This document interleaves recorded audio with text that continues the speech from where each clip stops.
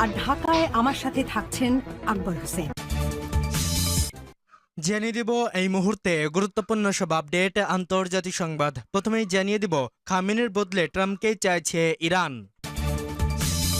এরপর থাকছে ইসরায়েলের বিরুদ্ধে সাইবার যুদ্ধের ঘোষণা। আরো জানিয়ে দিব যে 5 শর্তে আটকে আছে মধ্যপ্রাচ্যের শান্তি।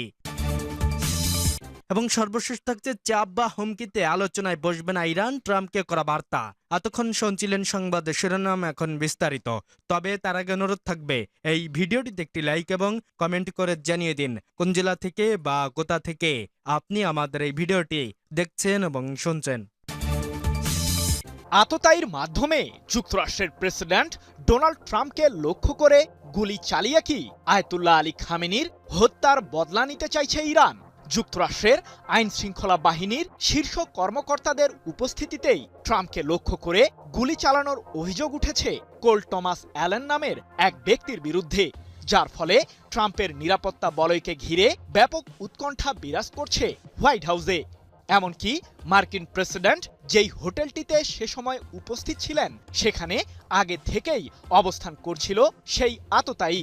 প্রশ্ন হলো, ট্রাম্পের নিরাপত্তায় নিয়োজিত সিক্রেট সার্ভিস এজেন্টদের চোখ ফাঁকি দিয়ে কিভাবে হোটেলটিতে প্রবেশ করেছিলেন অস্ত্রধারী সেই ব্যক্তি? ইরানের বিরুদ্ধে সাম্প্রতিক ৩৯ দিনের যুদ্ধে দেশটির সাবেক সর্বোচ্চ ধর্মীয় নেতা আয়াতুল্লাহ আলী খামেনিকে নৃশংসভাবে হত্যা করে যুক্তরাষ্ট্র ও ইসরায়েলের সম্মিলিত সামরিক বাহিনী।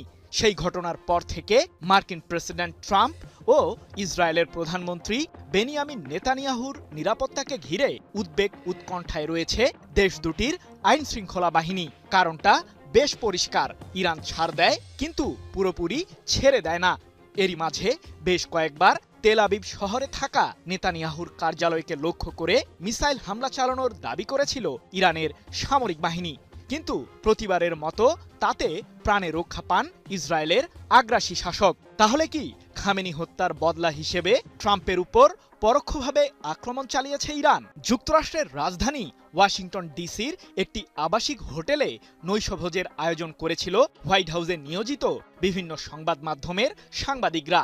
প্রেসিডেন্ট হিসেবে প্রথমবারের মতো Trump white house correspondents association আয়োজিত সেই অনুষ্ঠানে যোগ দিয়েছিলেন। হিলটন নামের ওই আবাসিক হোটেলের অনুষ্ঠানস্থলে বিশেষ এক ভাষণ দেওয়ারও কথা ছিল ট্রাম্পের। সেজন্য মার্কিন ভাইস প্রেসিডেন্ট জেডি ভ্যান্স সহ সস্ত্রীক ট্রাম্প স্টেজেই বসেছিলেন। কিন্তু কিছুক্ষণ পরই ঘটল লঙ্কা কাণ্ড, যার জন্য হয়তো মোটেও প্রস্তুত ছিলেন না মার্কিন প্রশাসন।